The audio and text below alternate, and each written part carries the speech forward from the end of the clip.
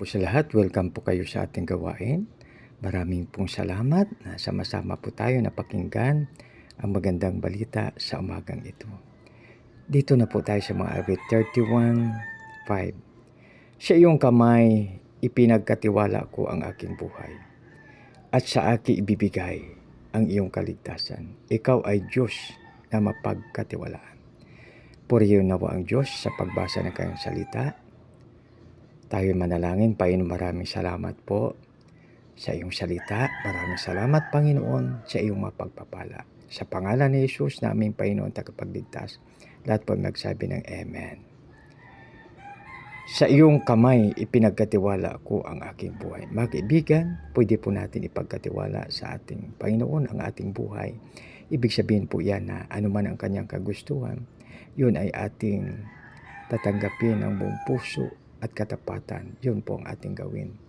At pag halimbawa ang plano natin, ang ating nasa isip ay hindi natin nakamtan, tanggapin natin ng buong puso. Puso po ito dahil yun ang kagustuhan ng ating Panginoon. At sa akin ibibigay ang iyong kaligtasan. Ang pinaka-the best, no? Walang ibang makapagbigay ng kaligtasan kundi ang ating Panginoon lamang. Ikaw ang Diyos na mapagkatiwalaan. Mga kaibigan, lahat ay pwede nating pagkitiwalaan, subalit ang pinaka-the best at pinakamaganda na ibigay natin ang ating pagtitiwala ay sa ating Panginoon.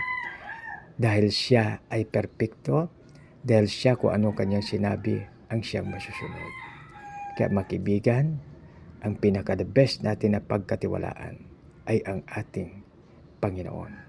Dahil siya ang hari ng mahari, Diyos ng mga Diyos at Panginoon ng Panginoon. At kung siya ay nasa atin, sino pa po ang laban sa atin?